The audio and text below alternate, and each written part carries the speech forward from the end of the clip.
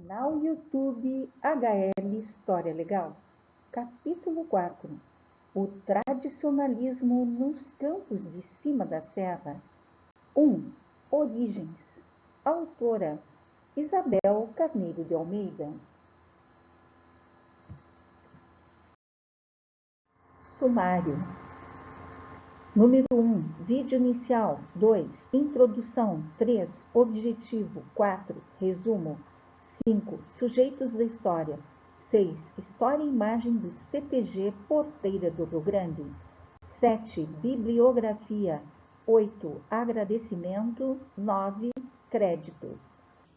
Bom dia a todos vocês. Então, estamos de volta aqui no canal YouTube HL História Legal. Estamos abrindo hoje uma nova websérie, a websérie O Tradicionalismo nos Campos de Cima da Serra, aqui no local chamado Vacaria, Rio Grande do Sul, Brasil. Começamos apresentando para vocês esse livro, Os Farrapos, 6ª edição. É um livro maravilhoso, uma edição muito especial, feita com material reciclável, papel reciclável. A capa, olha, é lindíssimo, né? Ele lembra, assim, aqueles cadernos de notas antigos, né? Ele está na 6ª edição.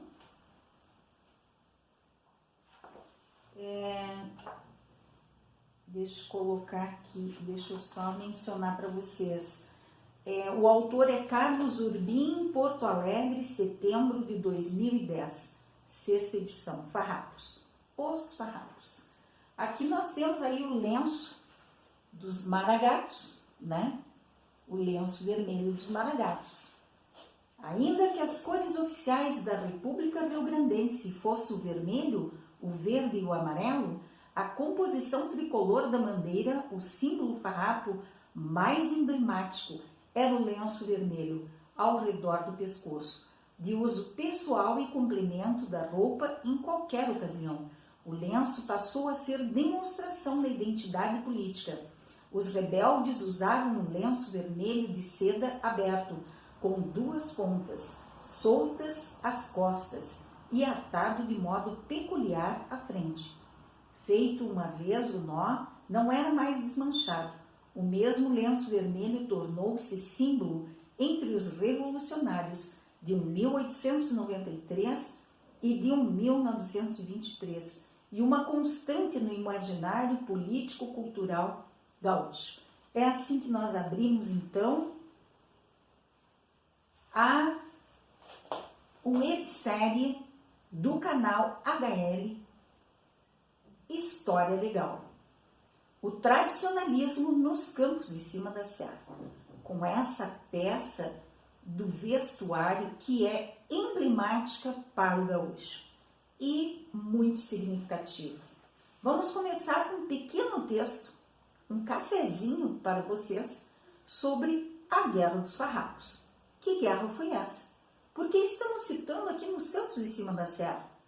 Vocês vão descobrir que aqui nos campos de cima da serra, em Vacaria, Rio Grande do Sul, Brasil, foi palco da Guerra dos Farrapos. As causas e o contexto. Durante 10 anos, parte da população do Rio Grande do Sul ousou enfrentar o Império, implantado no Brasil depois do país se tornar independente de Portugal. Os revolucionários viveram uma saga de feitos, ora trágicos, ora épicos, entre o 1835 e o 1845. Comparados às estatísticas de tempos atuais, quando o Estado registra mais de 10 milhões de habitantes, eles não eram tantos. Em 1834, viviam na província de São Pedro do Rio Grande do Sul, algo em torno de 150 mil pessoas. Na capital, os porto-alegrenses eram cerca de 15 mil, mas o punhado inicial de revoltosos cresceu, arregimentou batalhões envolveu a província na aventura que durou uma década. Então é uma revolução separatista. O Rio Grande do Sul queria se separar do restante do Brasil. Acabou envolvendo parte da região sul do Brasil. Nós temos aí o estado de Santa Catarina, né? Nós aqui em Vacaria, nós estamos na porteira do Rio Grande. Vacaria é conhecida como a porteira do Rio Grande, porque ela está no limite entre o Rio Grande do Sul e Santa Catarina. A nossa cidade irmã, nós consideramos irmã de cultura, tradições, costumes, é Lages. É a porteira de Santa Catarina, é Lages. E a porteira do Rio Grande do Sul é Vacaria. Muito bem. Essas regiões foram palco da Guerra dos Farrapos. Acho que vocês devem lembrar dois personagens muitíssimo importantes nessa guerra. Foi José Garibaldi, que era italiano, Giuseppe Garibaldi, e Anita Garibaldi, que era catarinense de Laguna. Ambos se conheceram durante a Guerra dos Farrapos. E Anita acabou, além de ser companheira do Giuseppe Garibaldi, também o acompanhou nos conflitos de que ele participou. Inclusive, lutou ao lado de Giuseppe Garibaldi na Itália, pela unificação daquele país. Então, é uma história muito instigante e muito interessante, a história do tradicionalismo gaúcho, porque as bases é o povoamento do Rio Grande do Sul, são as guerras, são os conflitos, né? O Rio Grande do Sul ele foi povoado à base de muitos conflitos, né? Viviam aqui os indígenas, os índios, que eram o povo natural aqui do Brasil e não poderia ser diferente aqui no estado do Rio Grande do Sul. Há muitos embates, né, com os índios e depois também vão haver muitos embates envolvendo paulistas, missioneiros, jesuítas, das missões, dos 7 povos das missões. E vocês sabem que Vacaria começa o seu povoamento com a vinda de 80 mil cabeças de gado trazidas pelos jesuítas da banda oriental e também da banda ocidental do Rio Grande do Sul. E com essas 80 mil cabeças, elas foram proliferando e surgiu um grande plantel de gado. E claro que os paulistas vindo de São Paulo à procura de várias coisas para o seu comércio, pedras preciosas, couro, charque, diversas mercadorias, era o foco do paulista. Então ele começou a passar por aqui e encontrar as cabeças de gado. E aí isso vai atiçar a sua ambição. E também vai acabar vindo mais pessoas para povoar esse local. Então aqui nós queremos trazer para vocês esse fundo histórico que é a Guerra dos Farrapos, né? Que é 1835-1845. Podemos lembrar vocês que tem a Casa das 7 Mulheres. Nesse meu capítulo, apesar de ser o tradicionalismo gaúcho, estamos trazendo autoras mulheres, né? Essa primeira aqui, Letícia, nós vamos trazer vários personagens, não só autoras, né? A Letícia Wischowski, eu acho que é Wischowski, né? Deve ser alemão esse nome dela aqui. Wischowski. Letícia Wischowski, ela é autora do livro que deu origem à superprodução da TV Globo, A Casa das 7 Mulheres.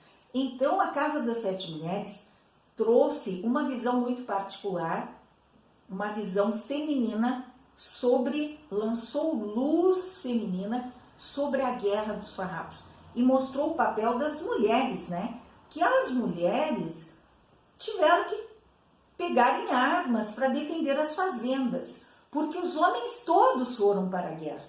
E quem ficou nas fazendas, cuidando dos filhos, dos bens, do gado, das plantações, da sua casa, e que teve que pegar em armas para isso, foram as mulheres. Então, as mulheres, aqui no Rio Grande do Sul e em toda a parte do mundo, têm um grande papel na história. Não está representado na maioria dos livros de história, mas alguns livros estão trazendo. Esse aqui é um romance, né? Esse é um romance. Ele tem uma visão assim, até de certa forma espírita, né?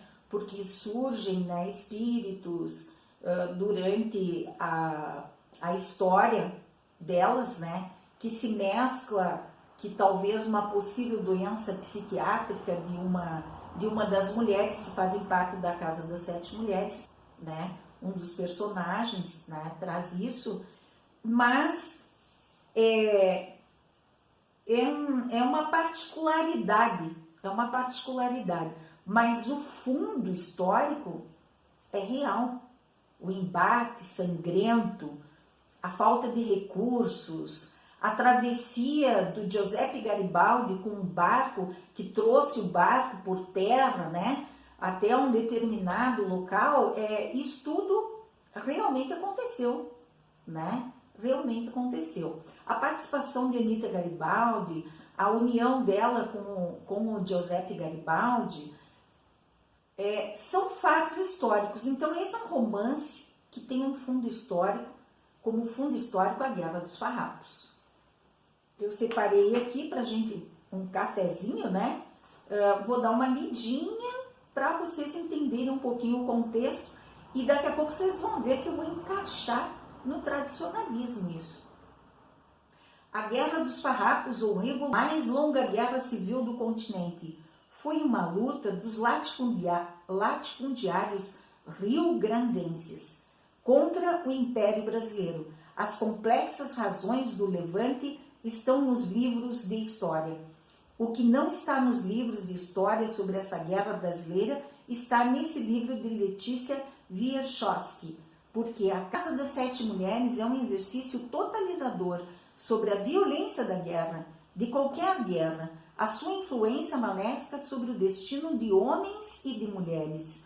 O líder do movimento general, Bento Gonçalves da Silva, isolou as mulheres e sua família em uma estância, afastadas das áreas de conflito, com o propósito de protegê-las. A guerra, que se esperava curta, começou a se prolongar, e a vida daquelas 7 mulheres confinadas na solidão do Pampa começou a se transformar. Somente um talento literário instintivo e visceral poderia conduzir essa narrativa claustrofóbica e íntima com o sopro épico que varre as páginas do livro. As mulheres daquela casa viviam naturalmente na expectativa das notícias da guerra, que demoravam e eram lentas como as estações que se sucediam. Cartas, recados, bilhetes escritos às pressas, trazidos por solitários mensageiros. Com meses de atraso, não bastavam para redimir da solidão. A solidão sufoca, a solidão enlouquece. Muito bem. Então, as mulheres adoecem de solidão, as mulheres rezam, as mulheres esperam. Para contar essa história, Letícia transpõe todas as fronteiras, história e ficção, realidade e fantasia. O natural e o sobrenatural se interpenetram no cotidiano das 7 mulheres, cada dia mais violento e sufocante, imutável para contar essa história. Letícia assume a grandeza dos acontecimentos e os transforma em literatura fundadora, edificando um livro sem igual no panorama da literatura brasileira. As palavras são de Tabajara Ruas, né? E a Letícia está aqui, né, na contracapa, aqui na orelha do livro, né, está a Letícia. 2 livros maravilhosos. Os Farrapos, histórico, de Carlos Urbim, e A Casa das 7 Mulheres, um romance da Letícia. Muito bem. Trazemos aqui também também para vocês os livros Tiro de Laço, Origem e Função Cultural do Rodeio Crioulo, Luiz Carlos Bosi da Costa. Uma das pessoas que nós entrevistaremos nessa websérie. Já conversamos com ele e falta entrevistá-lo. Porteira do Rio Grande CTG e sua história, Luiz Carlos Bosi da Costa. Bosi da Costa, também o mesmo autor. O tradicionalismo nos campos de cima da serra. Introdução. Terra de maragatos e pica-paus. A distante baqueria de Los Pinares também foi cenário para os embates farroupilhas. Há indícios de maragatos e pica-paus. A página 340 do livro, Raízes de Vacaria 1, onde cita um texto que se refere às origens de Esmeralda, antigo quinto distrito de Vacaria, denominada naquela época de São João Velho, em homenagem ao doador do imóvel da sede da futura vila e posterior município em 27 de novembro de 1963. Originário de Vacaria, o senhor Joaquim Antônio Velho. Diz o texto: iniciando na estrada de Vacaria, então Rua do Comércio, hoje Avenida Castelo Branco, aqui votavam maragatos. Na então Rua Júlio de Castilhos, hoje Rua 8 de Abril, aqui votavam pica-paus, em 1933. Percebam que somente 30 anos após será a Esmeralda elevada à categoria de município, emancipando-se de Vacaria, Rio Grande do Sul, Brasil, que apresenta uma das maiores festas internacionais, o Rodeio Crioulo Internacional. Essa é uma festa que traz em seu bojo a tradição das lides campeiras, como o manejar do laço e o adestramento de cavalos chucros através da montaria em pelo, verdadeira homenagem ao modo de vida do trabalho no campo. Nas palavras de Kleber José Pacheco, mestre em literatura brasileira, como aquilo que era em princípio trabalho e necessidade, acabou por se tornar, num segundo momento, manifestação de um modo de vida e, por fim, uma tradição, como as chamadas lidas de campo, acabaram por se transformar em torneios de laço, isto é, disputas, chegando com o passar do tempo a formas mais desenvolvidas e organizadas, os rodeios.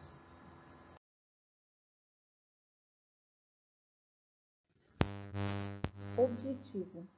Nosso objetivo com essa websérie é registrar historicamente o tradicionalismo nos campos de cima da serra, evidenciando uma cultura que nasceu das lides campeiras, que envolvem uma série de práticas para manusear o gado, isso envolvendo bovinos, equinos e outras espécies. Essa cultura é impregnada da palavra raiz cultura, cujo significado cultivar a terra, nas palavras de Kleber José Pacheco, no livro Raízes de Vacaria 1, a página 342, observando sua evolução também da indumentária do gaúcho e seu folclore.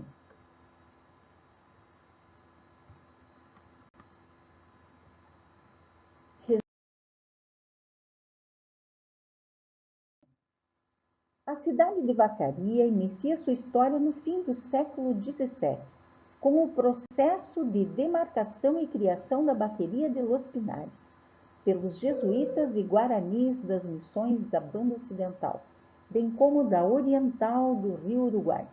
Sua fundação é datada de 22 de outubro de 1850, 5 anos após o término da Guerra dos Farrapos. É pertinente evidenciar que Vacaria está situada na fronteira com o estado de Santa Catarina e por isso é também chamada de Porteira do Rio Grande, vizinha da cidade de Lages, consideradas irmãs de cultura e laços de comércio, transferência de conhecimento e educação. A Guerra dos Farrapos teve seu início em 1835 e fim em 1845, considerado um dos maiores conflitos nacionais, que teve como objetivo o separatismo que envolveu ambos estados. Em 31 de outubro de 1837, Vacaria se transforma em acampamento do chefe do Exército Imperial, Major Cândido Alano, Fidelis Dalcin Barbosa, em Vacaria dos Pinhais. E em 14 de dezembro de 1838, temos a presença de José Garibaldi e Anita Garibaldi no combate de Santa Vitória. Barbosa afirma que Vacaria teve muitos danos devido à Revolução Farroupilha. A criação de gado introduzida pelos jesuítas em Vacaria no ano de 1713, com a vinda de 80 mil reses, dá origem a seu nome e aos seus costumes e tradições.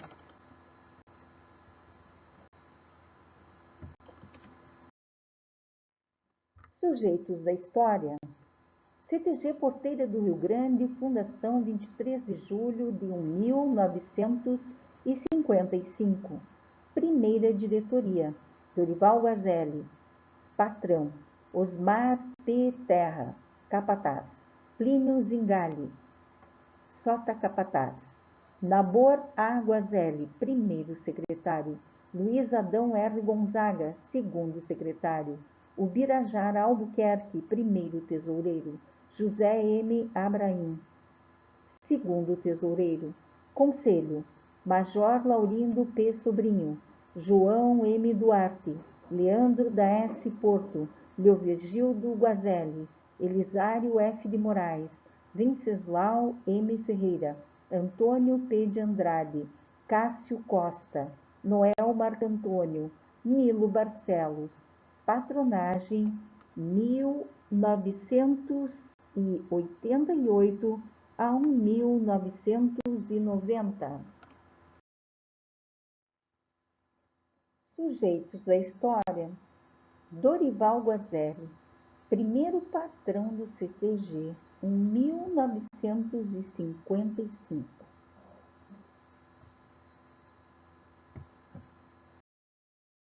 Sujeitos da história. Aqui nós temos, então, uma foto parcial do quadro Ex-Patrões Campeira. Nós temos aqui, então,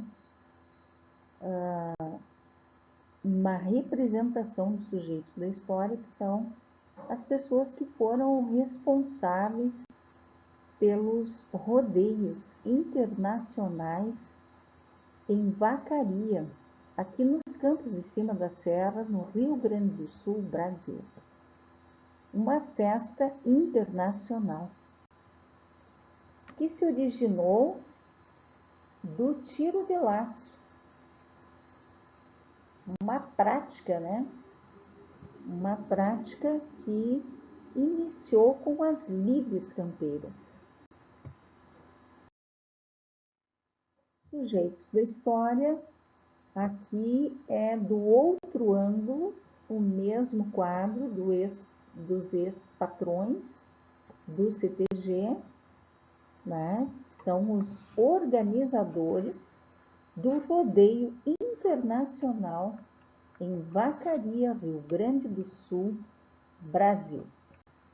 É uma festa tradicionalista onde acontecem diversas provas que se originaram das lides campeiras e acabou expandindo para prosa, verso, contos, concurso de música nativa, danças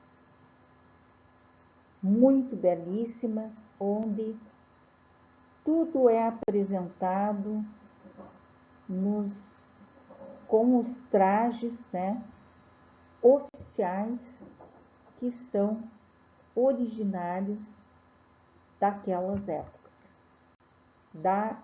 São trajes das origens de vacaria, da pessoa que trabalhava no campo, dos campeiros, dos fazendeiros, as pessoas que residiam no campo, que trabalhavam no campo, que cultivavam a terra e que lidavam principalmente na época com a pecuária.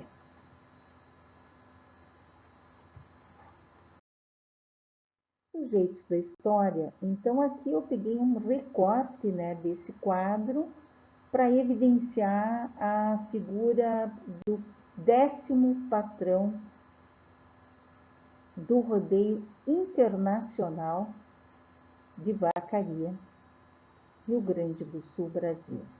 O 10º patrão do CTG, responsável pelo 10º rodeio internacional de vacaria, que inclusive teve a participação na construção das arquibancadas, né, do Parque dos Rodeios, o senhor Nerínio Pereira de Almeida, que por coincidência vem a ser meu tio e também padrinho do atual patrão do CTG, Rubem Antônio dos Santos Filho, e além de padrinho, também vem a ser tio-avô do Rubem, né?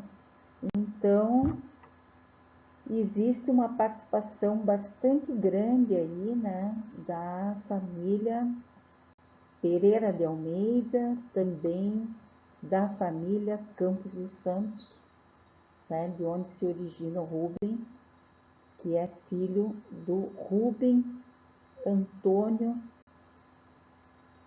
Campos dos Santos, filho de Sesostres Campos dos Santos.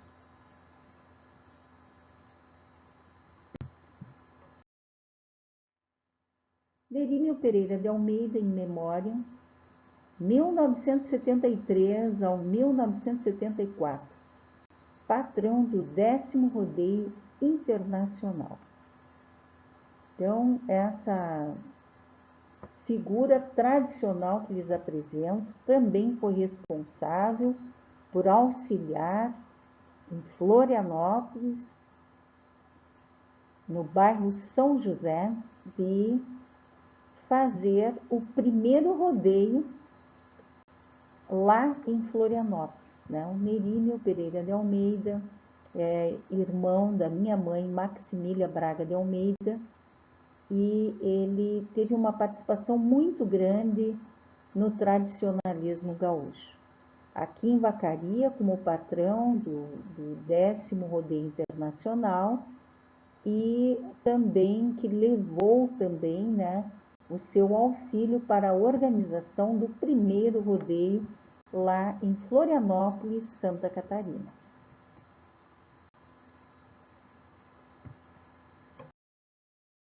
Sujeitos da história: Nerínio Pereira de Almeida, esposa Liliosa Borges de Almeida. 1973 a 1974, patrão do 10º Rodeio Internacional. Então aqui a gente traz uma foto que foi feita em família, inclusive foi na minha residência, né, dos meus tios Nerínio Pereira de Almeida e a minha tia Liliosa Borges de Almeida. Né, nós estamos aqui tomando um chá com bolo e estamos ouvindo a minha filha Marina de Almeida Nery tocar piano nesse dia aqui. Então essa é uma homenagem em memória para Nerínio Pereira de Almeida, que foi tão atuante no tradicionalismo gaúcho.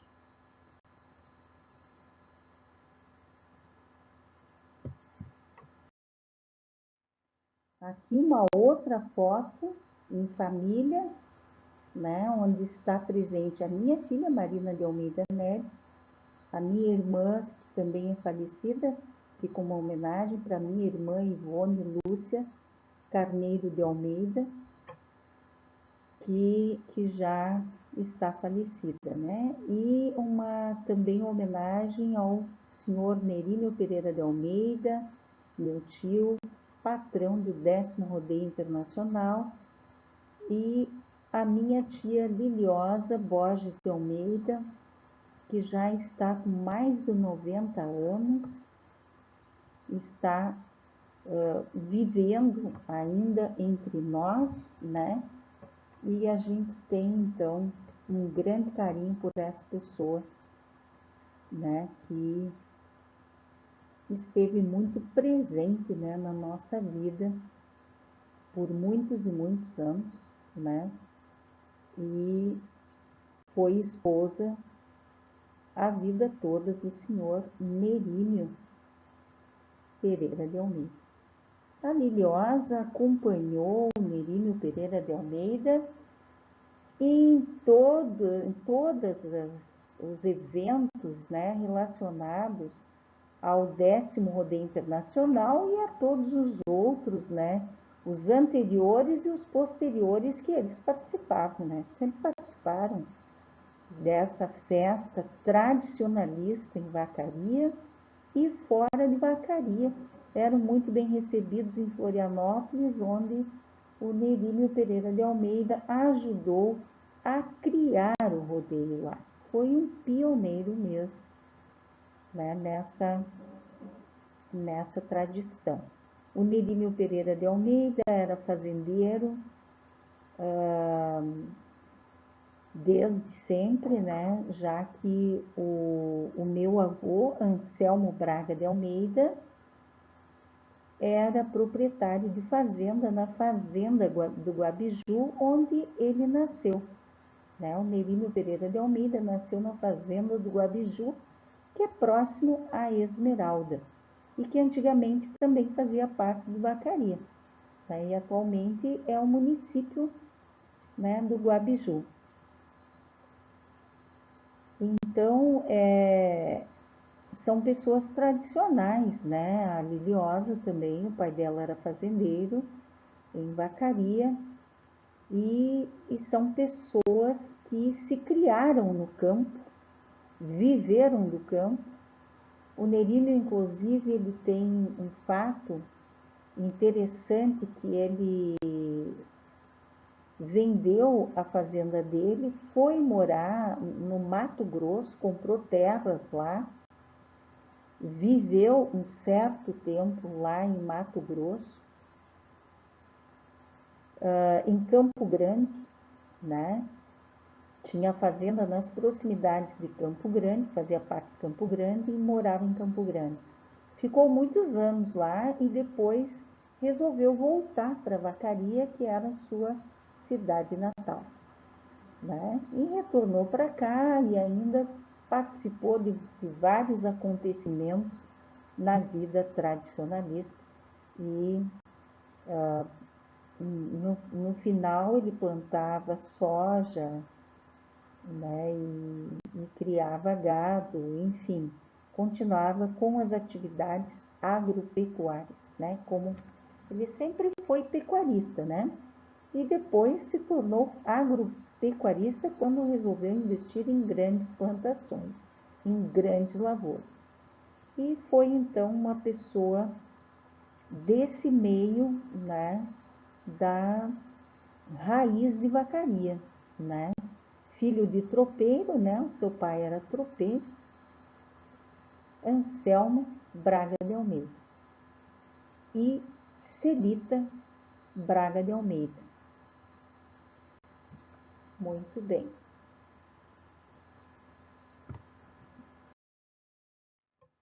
Sujeitos da história: Rubem Antônio dos Santos Filho, patrão atual do CTG, filho do Rubem Antônio dos Santos, que era filho do Sesostres Campos dos Santos. Então, o Sesostres Campos dos Santos tem aquela história na nossa websérie que inicia no Centro Espírita Urubatã de Melo, né, onde o seu pai foi o fundador da Sociedade Espírita Urubatã de Melo. E seguia, então, o pai do Sesostris Campos dos Santos, era Eudóxio Campos dos Santos. E ele foi um dos precursores da doutrina espírita aqui nos Campos de Cima da Serra, aqui em Vacaria, e fundou a Casa Espírita Sociedade Espírita Urubatã de Melo. As histórias estão todas entreligadas, né? Todas interligadas. O Sesostris Campos dos Santos, que vem a ser o avô do Rubem Antônio dos Santos Filho, era amicíssimo e cunhado de Nerímio Pereira de Almeida.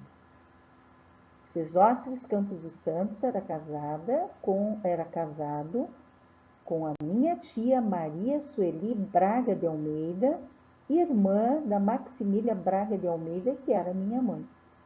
Então, aí nós trazemos assim para vocês a tradição, né, dessas famílias.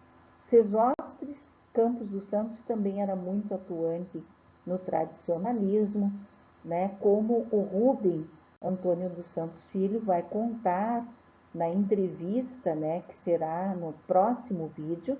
Nós traremos a entrevista com o Rubem e ele vai contar aí que o avô dele era bastante atuante emprestando gado para o rodeio, né? Estava sempre envolvido, porque Sesostris Campos dos Santos e Nerímio Braga de Almeida eram grandes amigos, né? E cunhados também. Então passaram a vida juntos, né? A vida juntos. Então fica a homenagem para Sesostris Campos dos Santos, também em memória, né? Através do seu neto Rubem Antônio dos Santos Filho. Está imperdível a entrevista com ele, virá no próximo vídeo nós traremos a entrevista com o Rubem.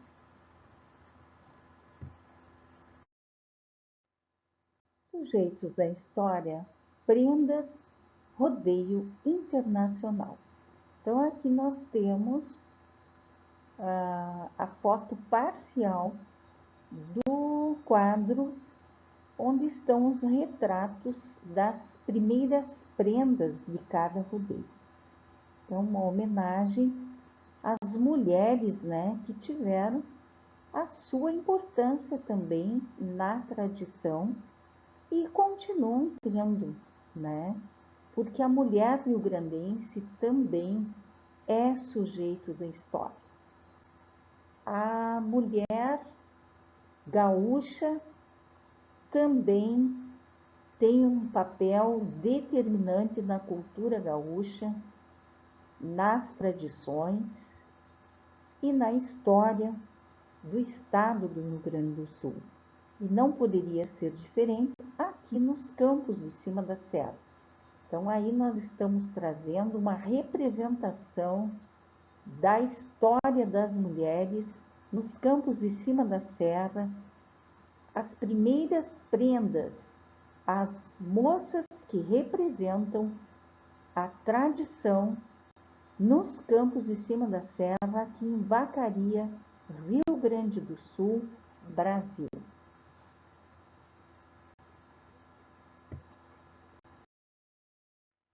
Sujeitos da história. Aqui nós vemos uma outra parte, continuando a apresentar o quadro das primeiras prendas dos rodeios internacionais aqui de Vacaria, nos Campos de Cima da Serra, Rio Grande do Sul, Brasil.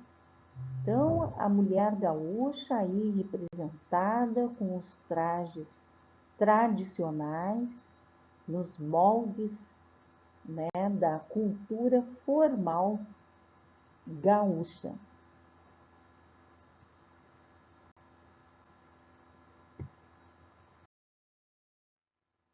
Sujeitos da história.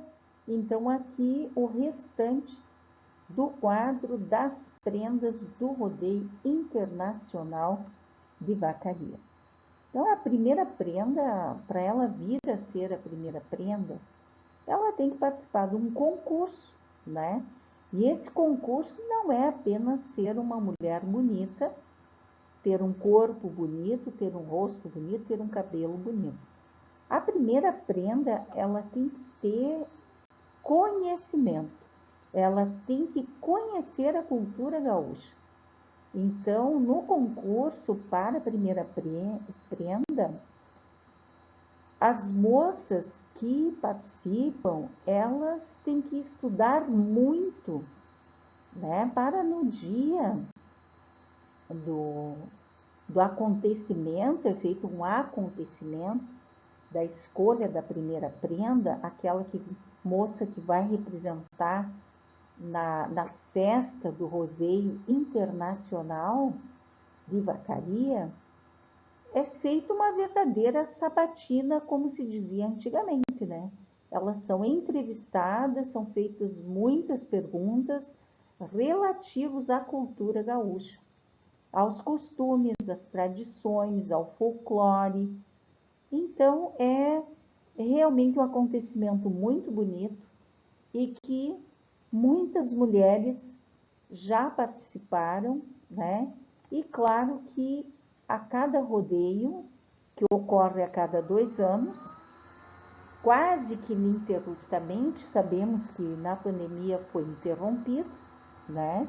Não houve o rodeio que deveria ter por causa da pandemia. Então, nós temos assim aí as representantes, né, de cada rodeio. Muito belas, né? E depois, uma outra oportunidade, num próximo vídeo, que nós teremos mais alguns vídeos, né, sobre a tradição gaúcha aqui nos Campos de Cima da Serra. Então, nós pretendemos trazer os nomes das primeiras prendas, os nomes de todos os patrões do CTG e, por consequência, do Rodeio Crioulo Internacional, assim que é conhecido, né, Rodeio Crioulo Internacional de Vacaria. Nós pretendemos trazer o nome dos sujeitos da história numa outra ocasião.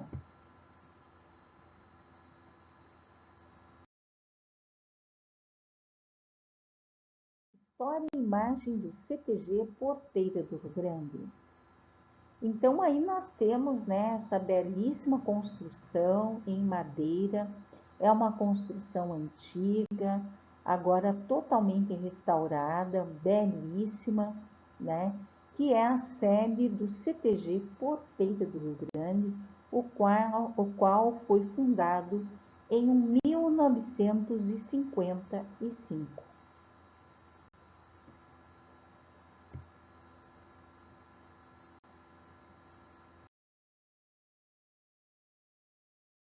Qual a imagem do CTG Porteira do Rio Grande? Então, aqui nós temos a lateral, né, da direita vindo, né, da frente, né, à direita de quem vem, nós temos essa lateral do CTG Porteira do Rio Grande, onde acontecem belíssimos bailes, né,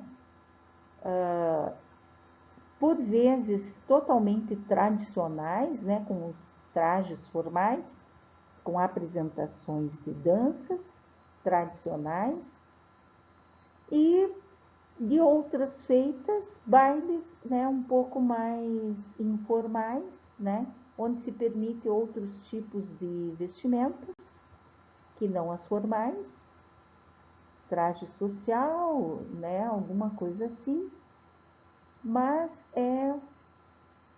essa sede do CTG Porteiro do Rio Grande representa a belíssima cultura gaúcha, né, o tradicionalismo, né, tem uma memória muito especial.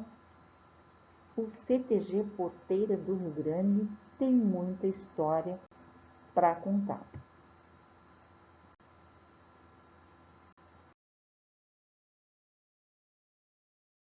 A imagem do CTG Porteira do Rio Grande aqui é de outro ângulo, a mesma lateral, né, indo para o fundo, né, da construção, nessa belíssima construção que é o CTG Porteira do Rio Grande. Uma boa parte de madeira e algumas partes em alvenaria. Mas é muito, muito bonita essa construção, esse projeto.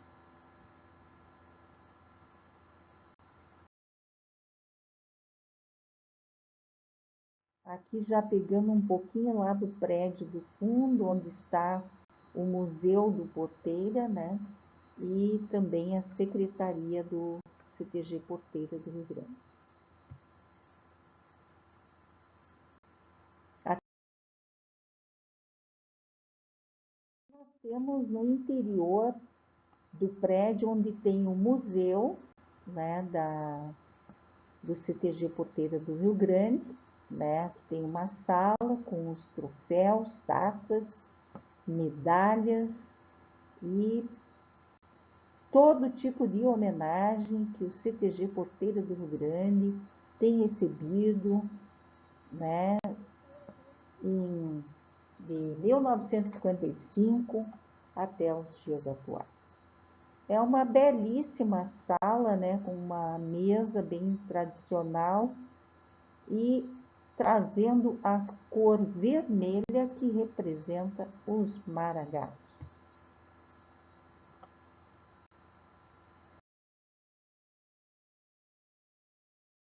Aqui de outro ângulo, a mesma sala, com estantes onde estão guardados livros, medalhas, troféus, muitas coisas que dizem respeito à história dessa tão bonita e histórica entidade.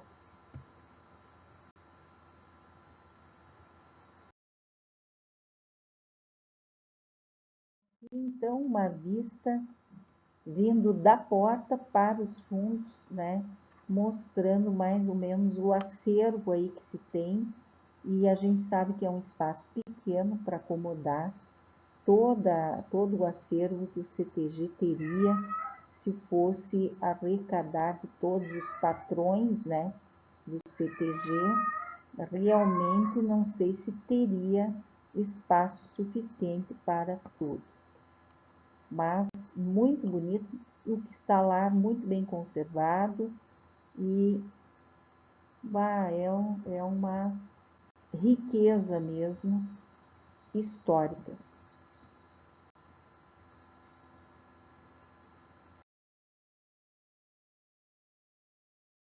E as bandeiras, né?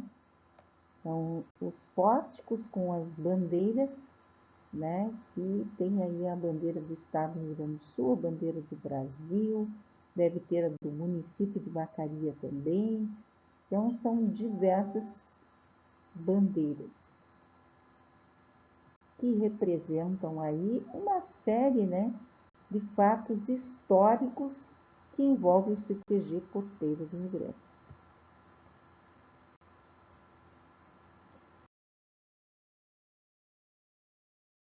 Bibliografia.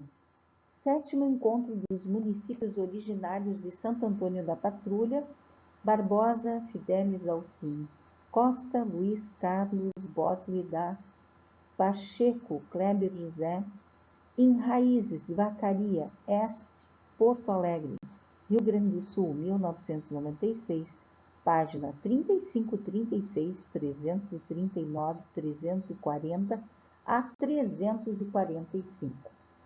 Porteira do Rio Grande CTG e sua história.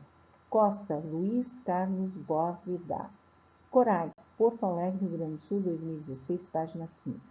Tiro de laço, origem e função cultural do rodeio crioulo. Costa Luiz Carlos Bosley da Lorigraf, Esmeralda, Rio Grande do Sul, 2012, página 16 a 19.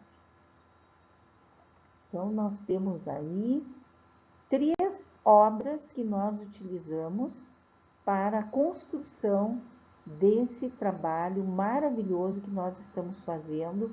Esse é o primeiro vídeo da websérie O Tradicionalismo nos Campos de Cima da Serra. Com certeza, esses livros serão melhores explorados e traremos mais informações e entrevistas sobre o tradicionalismo nos campos de cima da serra.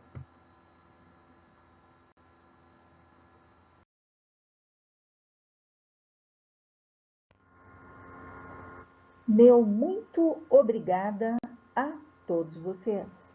Canal YouTube HL História Legal, proprietária Isabel Carneiro de Almeida, e-mail historialegal2022@gmail.com, Instagram História Legal 2022. Aqui estão meus contatos, né, para qualquer esclarecimento. Ou se alguém quiser ainda adquirir o livro Frigorífico Vacariense nos Campos de Cima da Serra e o Milagre Brasileiro, ainda dispomos de alguns volumes. Não esqueçam também de seguir a nossa página no Instagram, História Legal 2022. Ali tem um verdadeiro menu do nosso canal.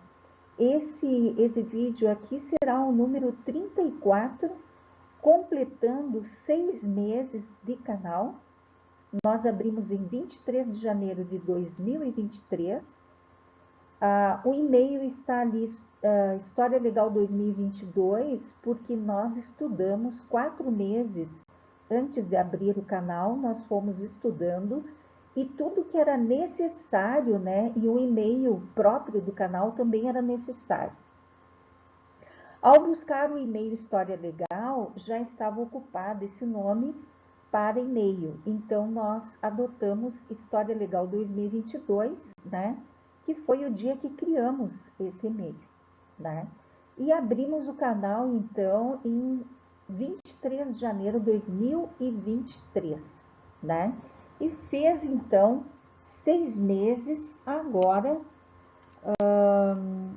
no dia 23 de julho, completou 6 meses de canal.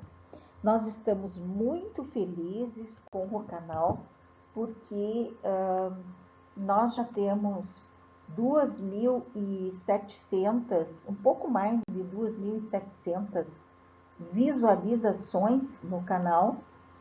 Nós já temos aí em torno de